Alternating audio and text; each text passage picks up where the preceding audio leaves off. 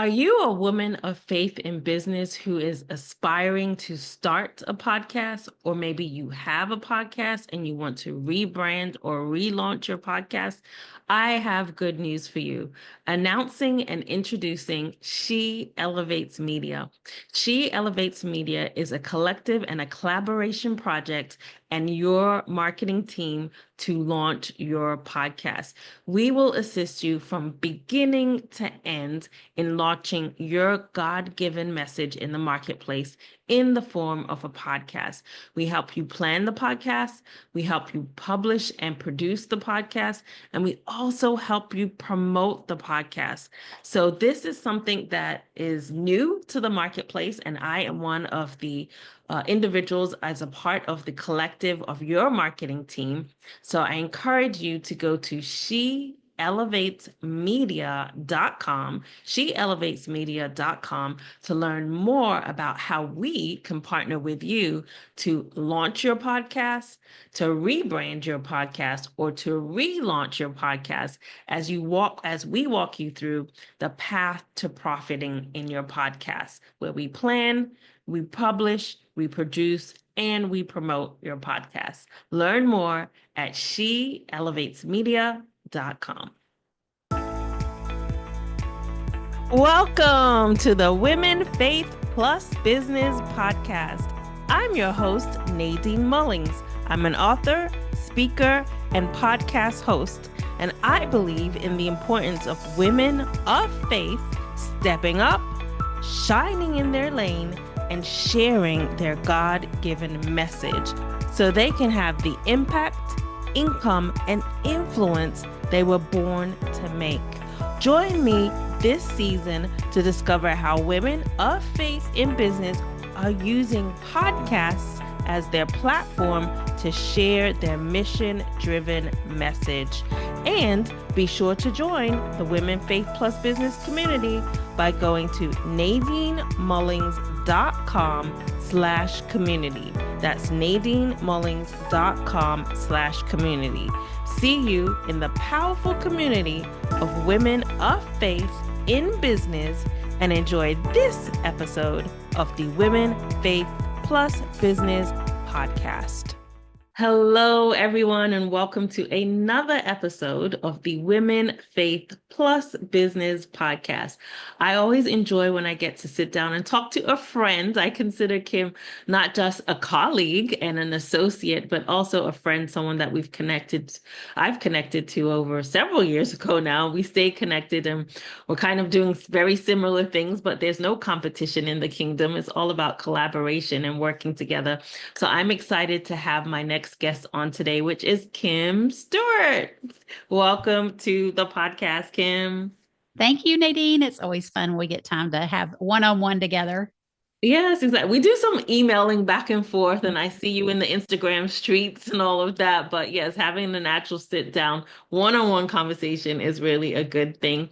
And Kim is actually the host of the Book Marketing Mania podcast, which is a podcast that helps authors to reach and serve their readers on podcasts. So we're talking a lot about podcasts today. Not only is this season of the Women Faith Plus Business podcast all about women of faith in business who are podcast hosts, but this is what Kim does. She really helps you to utilize podcasting as a marketing method as an author. So whether you want to host a podcast or guest on a podcast, Kim has amazing episodes. I listen to her podcast on a religious basis, right? So I'm listening to all those different episodes.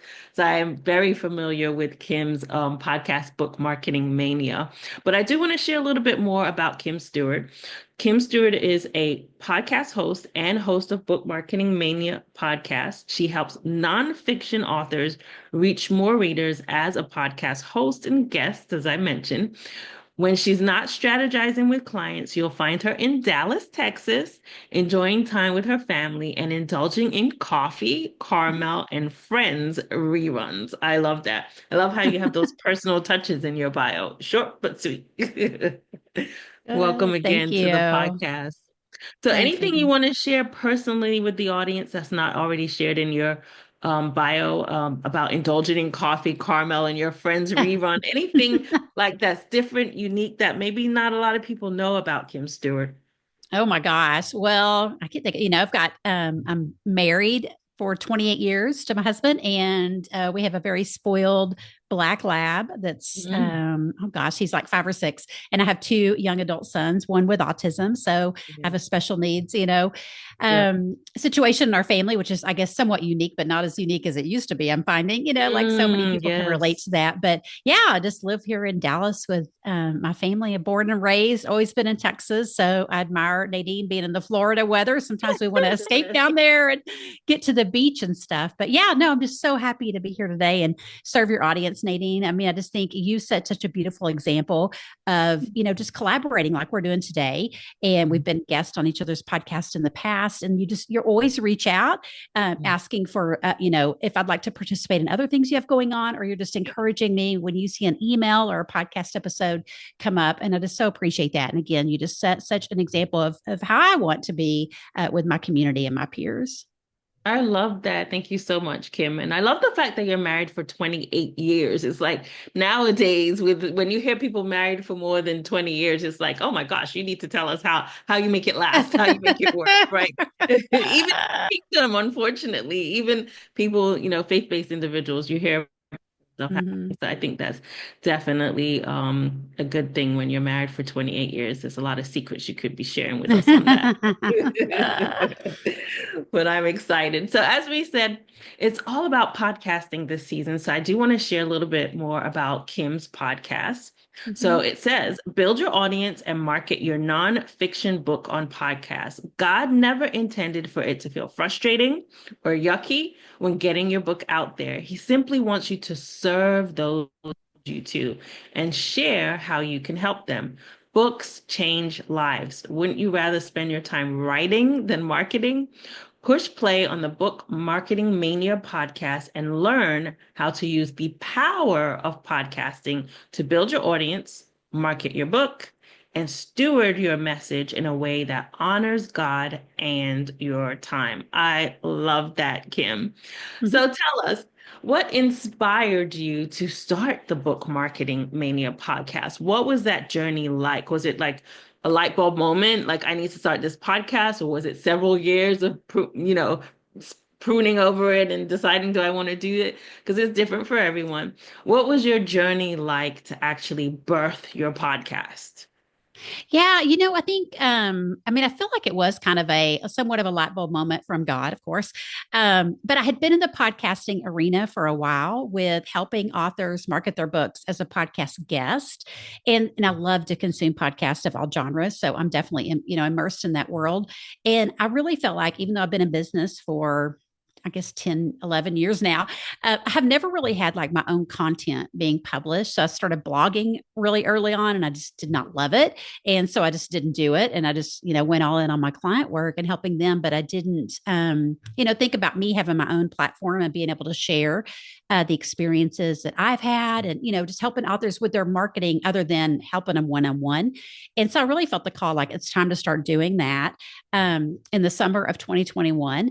And I knew I didn't want to blog and I knew I didn't want to do video. So I, write a blog or record a video. And so my only option, of course, was audio podcast, which again, I was just so in love with podcasting. So I was like, this just makes sense. I'm just going to start a podcast and talk about what I know and invite people on to talk about, their books and how they help authors as well. And just, it's all book marketing. I mean, I love book marketing, everything about it, everything about marketing too. I think that's the heart we share as well, Nadine, just everything marketing. And so, yeah, I knew that I needed to start putting content out on a consistent basis. And I just felt like podcasting was the answer for me for sure. Yeah, I love that because it's such a good example of paying attention to what you love, right? Kim Mm-hmm. said she loved listening to podcasts. She consumed all various types of podcasts. So really paying attention to, hey, what do I love? What do I Mm-hmm. like to consume, and thinking about that as a marketing method instead of doing the things like, oh, you have to do webinars or you have to have a Hmm. YouTube channel or you have to write a blog. It's no have to's. It's what do you love to do and really Hmm. lean into that. So I love that your story shares the importance of paying attention to what you love doing and then examining or at least trying to do that particular thing on your own and also paying attention to what you don't like, right? Because Hmm. you talked about I didn't want to write. I didn't want to do the whole blogging thing and Yeah. writing. That wasn't for me. I didn't want to be on video. So YouTube wasn't for me. So pay attention to what you like and then also pay attention to what you don't like when you're making Hmm. decisions of what's the right marketing method, avenue, or platform for me. So I love that that was a part of your story and journey, Hmm. Kim. So tell us now that you got the light bulb moment, you decided to do book marketing mania because you love podcasting. What was your vision? What did you think, when you started? What was the whole vision for the podcast? Yeah. So the name of it, I had actually ran a small private group in a writing membership way back when, and we called it Book Marketing Mania. It was like my own group within that membership where I, just kind of mentored other people and had discussion groups and things like that. So that idea of the name of it was always in the back of my mind. And I'm sorry, Nadine, I totally lost track of your question. No worries. What was the vision? So you got the name, that name was kind of Oh yeah, I'm sorry. The downloaded for you. vision for my podcast. Yeah, I was like, my Yeah. mind was like, oh wait, that's not what you asked me. Yeah, so I knew that I wanted to talk about book marketing, and Mania to me was like, I'm crazy about book marketing, and I just really wanted to talk about all the things having to do with marketing your book, and bring people on that have expertise in different areas than me, and just talk and be able to share those messages and help authors. That was kind of my first vision. Was just let's just start having all these conversations on the podcast and me share some, but me have interviews as well. And then I've been at it so almost 3 years now, and I felt the nudge probably maybe like a year and a half into it that I really wanted to niche down to podcasting specifically. So there's lots of book marketing podcasts. And when I first started, I did look at those like, what are other book marketing podcasts bringing to the table and how's mine going to be different? And so I knew like in the beginning, I really wasn't going to talk a whole lot about publishing except from a marketing standpoint, and I wasn't going to talk about writing as a craft or anything, but I was going to talk to writers, So I kind of narrowed that down. And then I really felt like I needed to narrow it down further. And that's how I kind of got into just the podcasting. Like there's people that help everybody, in their book marketing journey in different ways. And I just was like, I think my show just really needs to narrow it down to talk about podcasting specifically, if you're going to guest or host to, build your platform or market your book. And so that's kind of been the vision for it so far. Yeah, I love that because it shows the evolution, right? It doesn't all automatically show up exactly like it needs to be. It's kind of like take one Mhm. step, oh, then another step, and then another, and it evolves Yeah. over time. So I like the fact that you started off knowing the name, Book Marketing Mania, and it was based on a program. I find a lot of times with some podcasters, it's based on either a program that they have or a book that they have or something that's already existed. And now they want Mhm. to amplify that message and reach more people on a podcast. So they use the same name that was already Mhm. downloaded in their spirit that God already gave them. So I love that that was the case for you with Book Marketing Mania. And I love, your whole process of really talking about solo episodes and how people can market their books in your solo episodes, but also inviting guests on and getting Mhm. their expertise and opinion on book marketing. So I love how you combined the two of them. But what I also love about your journey is the fact that you realized that you needed to kind of niche down. You didn't Mhm. want to talk about publishing, you didn't want to talk about the other aspects, but let's really focus over time, the evolution on just that podcast piece. What does it mean as an author to market your book through hosting a podcast or guesting on a podcast? Now, I've been listening to your podcast for a while, and correct me if I'm wrong. Initially, you were focused mainly on the guesting piece, right? Yes. Uh-huh. So tell us a little bit about the backstory of why you decided to also lean into the hosting piece. And I kind of read a recent email from you that kind of alludes to some of the factors as to why you promote hosting as well as guesting. But Uh-huh. what made you decide to also add that piece to your platform, not just the guesting, but also the hosting? Yeah, so when I first started, I was doing helping authors be guests on podcasts, whether I was at the time pitching them myself or I was coaching them to be able to pitch themselves to be a guest on podcasts. Because we know, I mean, that's just a huge way to get your book out there and your message out there. So that kind of was the direction when I first started talking about it. But what I have realized through my own journey, through the authors I've helped and my listeners too that have responded to me and let me know is sometimes when we think as authors we're going to go guest on podcasts, we kind of get our mindset on I'm just going on this show, I'm promoting my book, and then I'm going on the next show and I'm promoting my book, and that's all we get to kind of get that wrapped up in our mind, and we forget that we have all these listeners that are tuning in, and it's kind of like, well, if they don't buy my book, oh well, that's done, one and done kind of mentality. But what we don't realize is all these listeners, you're building up this know, like, and trust, right? And then it's like, if I may not be ready to buy your book, whether it's I'm just not ready or I can't afford it today, maybe I had to spot 10 other books today on podcasts, or what, for whatever reason, but maybe I still want to, be in touch with you. And I think a great way to do that is if you have your own podcast, and there's lots of ways to do it. So I always tell like, don't think you have to have the weekly long interviews, anything like that. You can do it your way. And there's so many ways to do it. But I just really realized it's kind of like your podcast is, kind of the best kind of calling card for you when you are a guest is to be able to lead them over to your podcast because, when we're guesting, my big thing is, and I know yours too, Nadine, is just service over selling. And so, when you show up to talk about a book, unless it's a podcast that's like they specifically interview authors and they want to talk about your book, like they just want to, you just go on to market your book. Typically that's not the case, so people want that message that that God laid on your heart to write a book about. They really want you to share that message with their listeners, and so you may not get a chance to, like, quote unquote sell your book, but if you can lead them over to your own platform, and that's why I love hosting a podcast as your platform, then it's so much easier. Like, I know when I'm listening to a podcast, if somebody mentions I have a podcast, I immediately pause, go, I'm on my podcast app, I go find their podcast, I subscribe to it, so I can listen more. And that's such an easy thing to do. And then when the interview's over, I can stay in touch with them. And then, on your own show, you can market your book anytime you want, market your email list, do anything you want on there. So yeah, that just, it really kind of showed me, how important hosting was, as well as when you're pitching. I really think if you are a host of a podcast, you kind of go to the front of the line, because another host like you, Nadine, I host a podcast, so I know how to show up with my mic and my headphones and how to show up to serve. And so that kind of puts me ahead of other guests that might be wanting to be on your show. And also there's that swap potential, because Nadine's been a guest on my show. She's going to be a guest on my show again. We can collaborate together, which we couldn't if I didn't have a podcast. So I just think there's so much potential. But again, I really think, people understand it's not that you're committing to some big, long weekly thing that's going to take lots of hours. It doesn't have to be that way. So just think of it as a marketing asset. Yeah. Exactly. And I love that as a marketing method. It really is a form of nurturing. A lot of times in marketing, we talk about email lists being nurturing, having the ability to reach out on a weekly basis and connect with the people who subscribe to your email list. Yeah. But it's the same thing with podcasting. Those who subscribe to your podcast, reaching out to them as each episode comes out. It really is a nurturing element, the growing the know, like, and trust factor, and building relationship when you are a podcast host and you have a podcast where you can send people to. So I love that you're doing both now, the guesting and the hosting.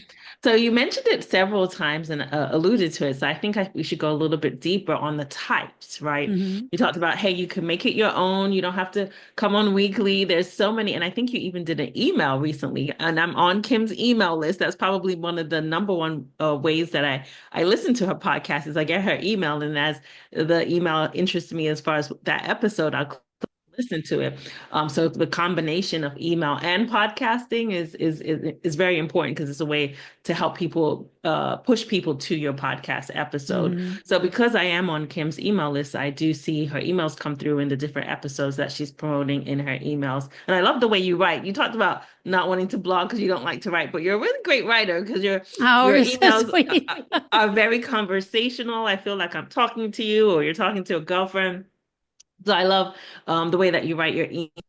But one of the emails that you recently sent out was about types of podcasts. And I said, "Ooh, Mhm. Kim, we should talk about this on the podcast because you've alluded to it several times. Make it your own, right? There's so many Mhm. different ways. And one of the most popular ways is having solo episodes and then Mhm. having guest episodes. I think majority of the people on they do a lot of the mixing of the two. But tell us a Mhm. little bit more about different types and ways that you can do podcasting. Yeah, well, you mentioned like the solo and the guest. You can mix them. You can do one or the other.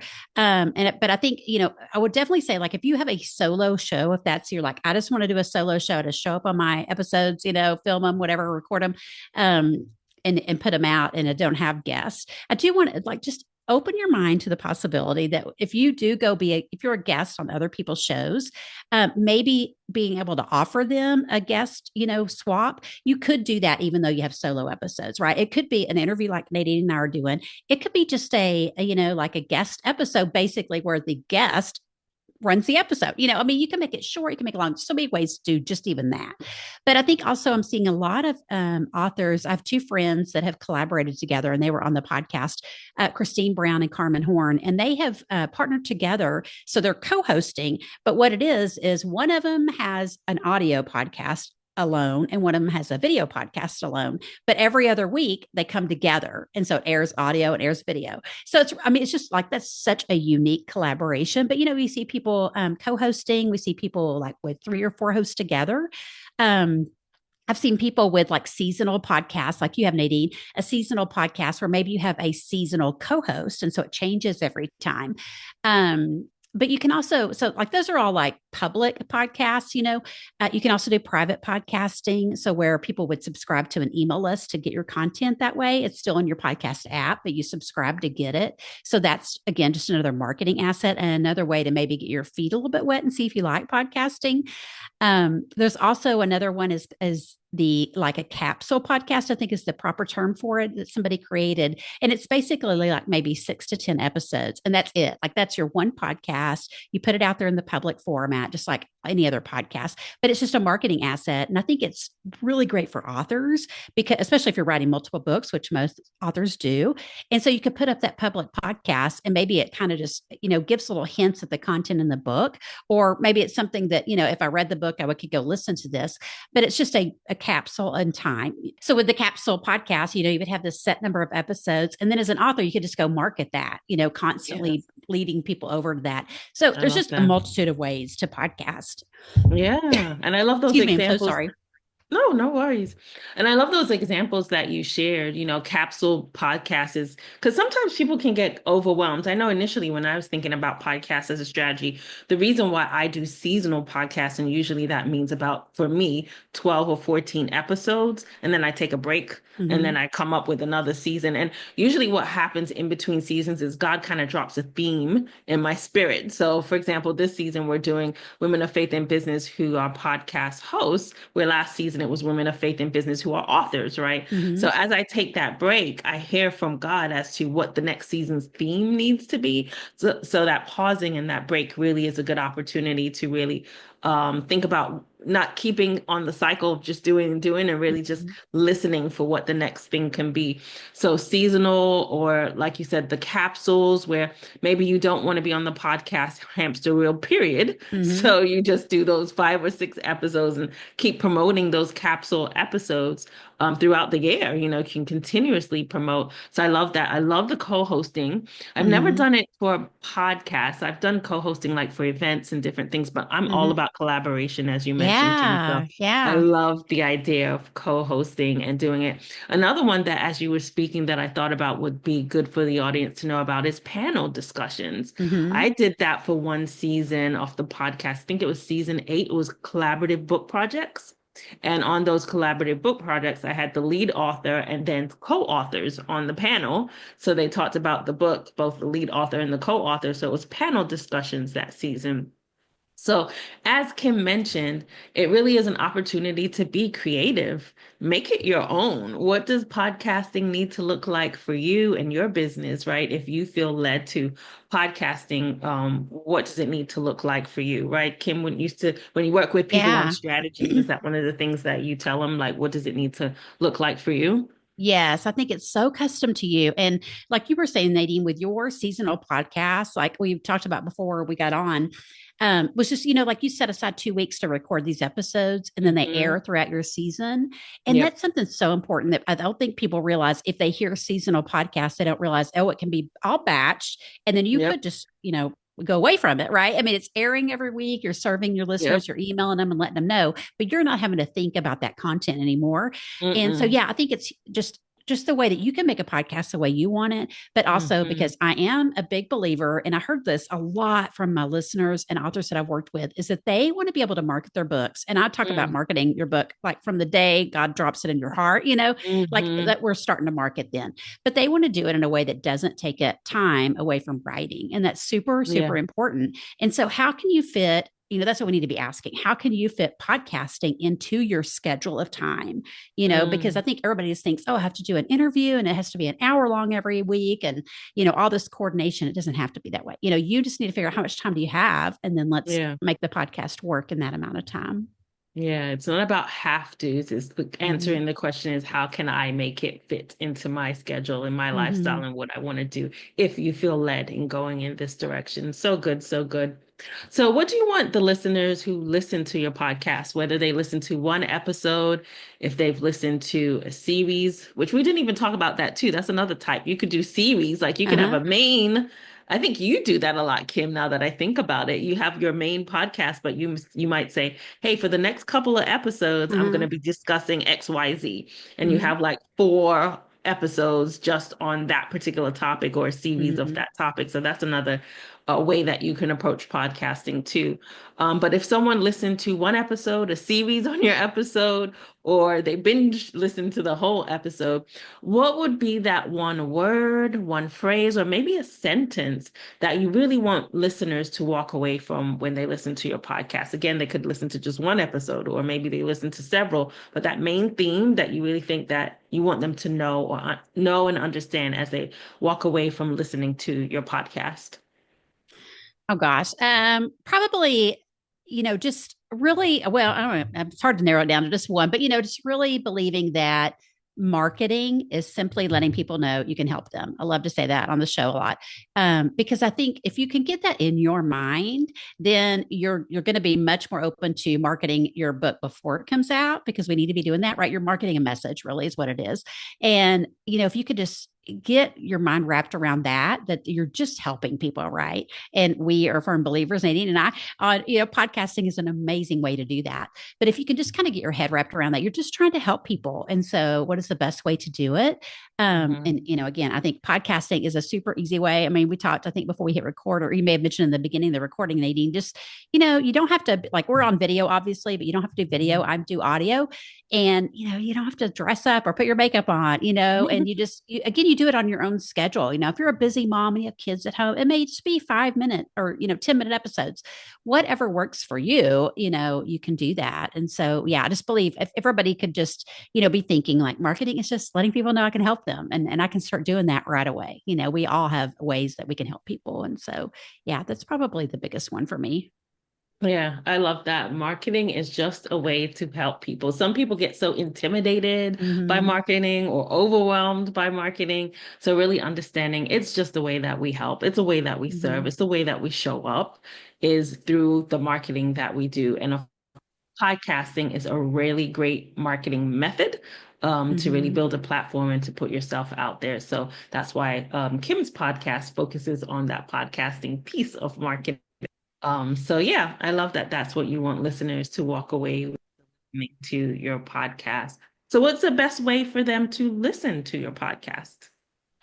Well, they can go to my website, kimstewartmarketing.com, and find it there. Or if you're already a podcast listener and have a favorite, podcast app, like I love listening on Apple Podcast, but whatever your favorite way to listen is, you can find Book Marketing Mania there. I mean, I have put it, I was laughing with Nadine earlier. I mean, I don't have a quote unquote video podcast, right? But I did put my podcast, my audio podcast Mm, on YouTube as a playlist, awesome. because Yeah. I kept seeing, YouTube was really encouraging us to do that. that. And I think Mhm. that's something all podcasters should be doing, because I really think like there was people Yeah. that came from Google Podcasts and now they listen on YouTube podcast. I mean YouTube Mm. Music. Hmm. And I think, I know YouTube is all in on the video podcasting right now, but I don't know what they're going to do with audio. So why not just have it Mm. on there, just in case somebody stumbles upon it and wants to listen that way. But yeah, so Yeah. it should be in any player that you listen to podcasts on for sure. I love that. And I love that tip that you gave because I have my podcast on YouTube in the video version.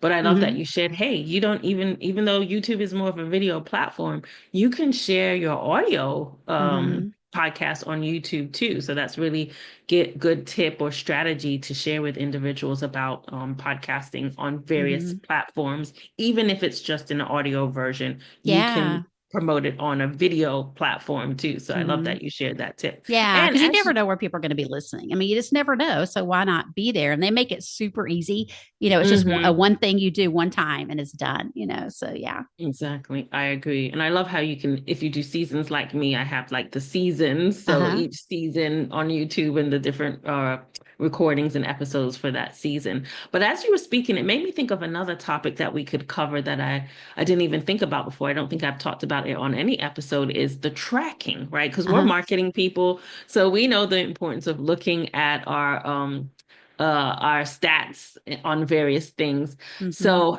talk a little bit about the importance of, as a podcast host, looking at the numbers. What does it Hmm. mean? Should we even care about the numbers, the downloads? I think in the email you shared about downloads versus listens, and Hmm. what metric is most important. Even reach, sometimes understanding and knowing how many countries you're in. I was shocked Yeah. when I was in over 40 countries and I was like, Yeah. India, people are listening to that amazed me. I was like, if you want a worldwide reach, podcasting Uh-huh. is the way to go because you see all the different countries that are tuning into your podcast episode. So, whether it's reach, whether it's listens, whether it's Hmm. downloads, talk a little bit about the metrics. It just popped in my head for us to just Hmm. talk about it a little, since, especially since I don't think, Yeah. yeah, Yeah. I mean, the I importance think of it's metrics and what type of metrics.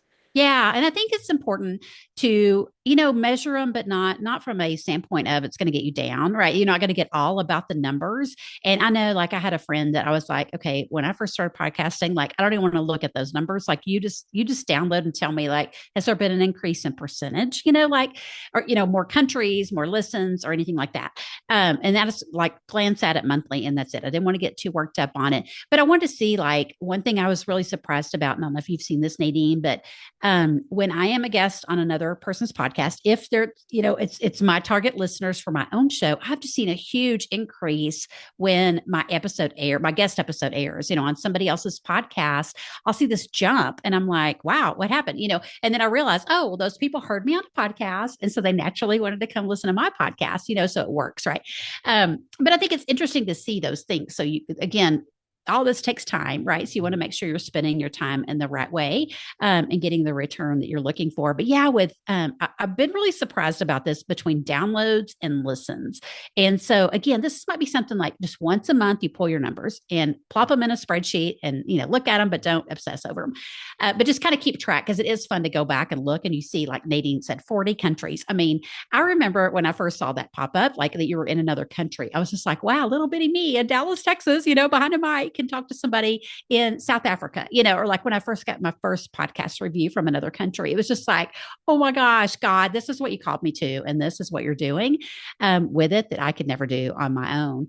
But I think the downloads versus the listens, the downloads, we get so wrapped up on this number and we're trying to increase it always. We just get so focused on that, but we don't really look at the listens. Like, are people really consuming the episode? So they may be downloading it to their phone. They may be clicking, start and play on their phone. And then, like, within a minute, they're turned off and they turn it off.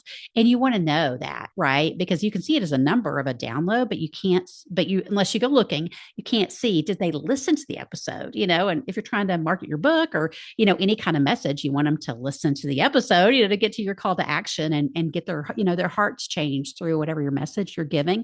So I think listens is a much bigger number I would pay a lot more attention to. And again, I wouldn't get so obsessed about it in the beginning, but just at a certain time, if it's once a month, just take a look at it and see, what the average consumption rate is. And then like at the end of the year, see like what episodes, have been the most popular, because it'll really surprise you. Like might be solo episodes versus interviews, or, you'll start to see, and that's the other thing too, I saw on my journey, Nadine, that you were asking about, is I started noticing, like, even though I talked about a lot of things about book marketing, I started noticing the podcasting episodes were the most popular. So I knew that's what people wanted to hear more, from me, was about podcasting. And so that kind of helped me with my niching down. But yeah, I would look at those. And if there's, if you're doing other things, like you might be sharing on social media, or, Mhm. anywhere else where you might be sharing your podcast, or, in your email list or anything, is, Mhm. if you can have like a special link you can track to see where those listens are coming from, I would definitely do that, just to see again what we're spending our time on and what's the most effective for us. Yeah.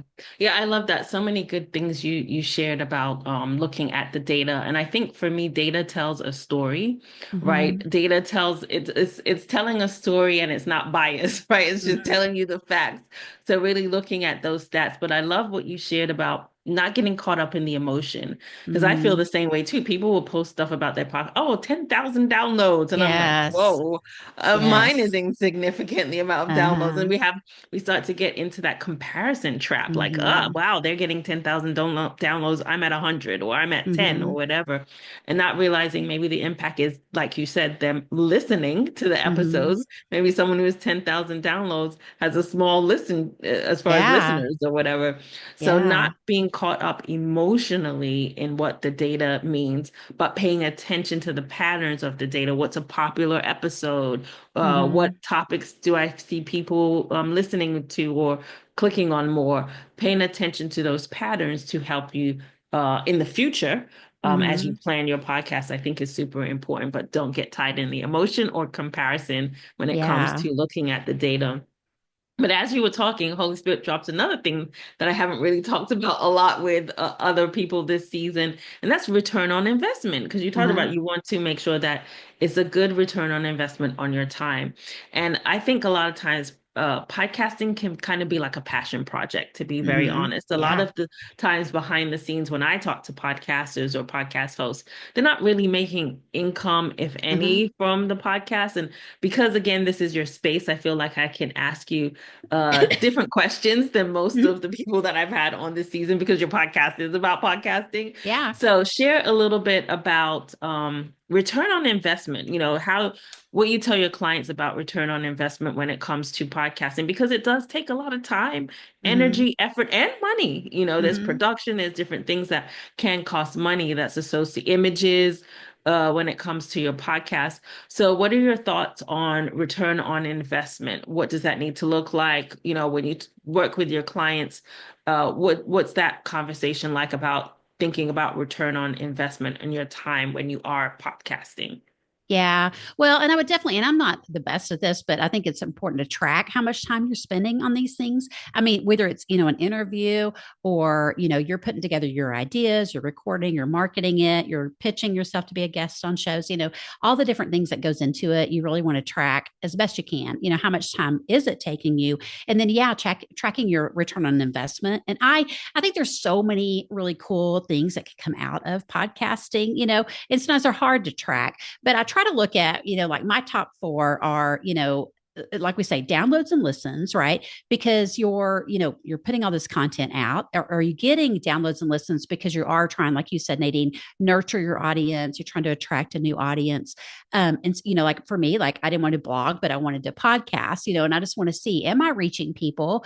Are they listening to the episode, right? And so that's, one metric I would be looking at to see, like, the time I'm putting into it, are people actually listening, and getting to learn how to market their book and build their platform. And another topic, obviously, for authors is book sales. If that is your goal with your show, is book sales, because often what I see, like an author thinks, I'm going to start a podcast to sell my book, right? I want to get book sales out of it. But then we kind of fall into this, I shouldn't say a trap. Again, it depends on your goal, right, of the podcast. But a lot of times it's so much easier for podcast hosts to just have authors come on their show. And I'm a big proponent of, guesting on podcast to market your book. But sometimes we kind of fall to where we just let all these authors start coming on our shows and promoting their books, which is great, you know. And again, if you're like trying to do affiliate marketing, you know, maybe you're getting money from those books. But if you can kind of look at it and see how much time you're doing with that and how much time it takes. And again, if your goal with the podcast was to market your own book, then, you know, how can we look at that differently? Because you can still market your book if you have a guest on, but you just have to be intentional, you know, about it. But it may be collaborations like Nadine and I are doing today. Like that may be the whole goal of your podcast, guesting or hosting, is you just want to, you know, collaborate with other people that are serving similar audiences and, you know, just people you love and want to hang out and get to serve each other and help each other. And that may be, you know, the only goal of it. And that's great too. You know, measure that and see. And then, of course, probably should have been number one is like growing your email list. Like for authors, that's really important. And if that's your goal, again, you know, just kind of looking how much time am I doing that? Because I think people are really surprised by, you know, if you put out a weekly episode, but you haven't mentioned your email list, well, you know, you're not going to see much of a return on that investment, you know, so you have to kind of go, oh, wait, I need to be mentioning this in the episodes. And so, yeah, that's where I think that you know, the time and money kind of comes into play, but it starts with what is the goal of your podcast? You know, what are you trying to achieve with it? Yeah, I think that's so key. It really is the goal because everyone's goal is different. Like you said, if your Mm-hmm. goal is monetary, then what ways are you seeding your programs or whatever you want people to pay for to make Mm-hmm. sure that you're making that money because that's your goal. If your goal is relationship building, making sure you're nurturing those relationships when you get people on your podcast. Mm-hmm. So really focusing on, like Kim said, what is the goal? And based on that goal, am I seeing a return on investment on my time, effort, and energy to the Mm-hmm. podcast? Because this was my initial goal of podcasting. Because as I mentioned, I behind the scenes, I hear a lot of podcasters say, "Yeah, it's a passion project. I'm not Mm-hmm. really seeing the fruit of the labor Yeah. Yeah. because they weren't really strategic." And I shouldn't Mm-hmm. say they weren't. Sometimes it could be because they're not really being strategic about, okay, this is the goal of the podcast. These are Mm-hmm. the ways that I'm going to assure, make sure that I'm really trying to attack this goal each Mm-hmm. episode, each season, whatever the case may be, whether it's an ad on your podcast or, whatever, Mm-hmm. to make sure that you're reaching your audience, which I know I'm kind of running over now, but more questions keep dropping in my head. Yeah. Yeah. But I'd love to get your opinion on ads. As I mentioned ads, I was like, man, I haven't talked to anyone about ads and ad placement and their thoughts on Uh-huh. that. And again, I feel like I'm asking you a lot more questions because you really teach podcasting as a marketing Mm-hmm. strategy for authors. So I feel we can have a deeper discussion about it than just a podcast host. Yeah. So thoughts on ads? Yay, no, yes, in the Yeah, middle of the I episode, think they beginning and can be. after. Well, I think it depends on the kind of ads, right? I mean, you know, Mm, like some podcasters with huge platforms, they, you know, and they have tons and tons and tons of listeners. They can get away with advertising a mattress, right? I mean, you know, like if you've listened to the podcast constantly, then you just know when to fast forward through it, right? right. But that's not usually, you know, and they probably do make a considerable amount of money off those ads, or they wouldn't be running them, right? Mm, But for mhm, most of us, that's not usually the case. mm, So I guess I would look at like two different ways is, you know, like on your own show, I think a huge thing is just self-sponsoring your ads and not mhm, making it sound like an ad. You know, I think mm, that's the big thing too, is like, I mean, I don't know what platform you use, Nadine, but I use Buzzsprout and they have a yeah, great feature that's called dynamic content.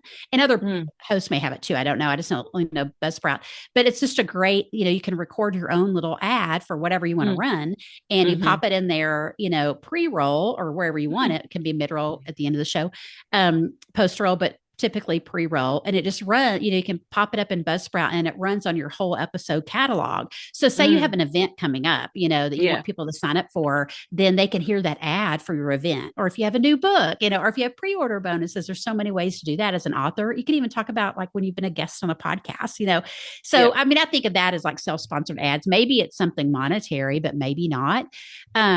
I have heard of, I mean, and then this is something I do think should be explored more with authors for sure, mhm, because I think sometimes, you know, swapping as guest just isn't going to work out for whatever reason. But we mhm, could, you know, like offer up, well, I can run a, you know, record a 30-second ad for my book. And would, you mm, know, would you run that on your podcast? And you could, you mhm, know, swap that way too, and not even have to swap mm, money. But I think there's mhm, lots of creative ways we can do it. I yeah, know, I don't know if you listen to the Podcasting Business School podcast with Adam no, Shable, if I'm saying his last name mm-mm, right. He has an incredible podcast, and he talks about this because he does a lot of advertising within a specific podcast app called Overcast, which I have on my phone too, but I hardly ever listen to it. But anyway, so he's advertising. Of course, his show is for podcasters. So he's Mm-hmm. advertising on a podcasting app. And so it makes so much Gotcha. sense. Like any podcaster, anybody, on the app that might be a Yeah. podcaster is going to want to listen to his show. And so he's had a great return on that. So I think it has to make sense Yeah. that you're advertising something for the listeners, Yep. that's going to appeal to them, or they're just going to fast forward past it anyway. Yeah. But yeah, That definitely. I think the mid roll, you just kind of play around with it. I mean, I love when it sounds just so genuine, like that you just, you're talking about something and you just naturally, Mm-hmm. have your pitch in there. And I'm Yeah. horrible about this, but I mean, I think that sounds so much more natural to me versus, okay, we're going to stop for an ad, or there's something Right. to indicate I'm about to have an ad, because then I'm like, oh, now you're not serving me, you're selling, and I kind of get turned Mm. off. Yeah. So I do think it's a skill, you have to learn, Yep. but I think that's super fun. I think with like the post roll, if you wait till the end of the show, Mm-hmm. I think you're going to miss a lot of people. You might get somebody Mm-hmm. that's just turned into your show for the first time. They may hear all the way to the end and hear your ad, but for Right. everybody else, like we all start learning, okay, this episode's wrapping up, I can go ahead and Mm-hmm. click stop and go to my next episode. So yeah, I would Exactly. be definitely careful about where you want to place those ads. But yeah, I mean, Yeah. I think if it makes sense and it doesn't turn off your listeners, for sure.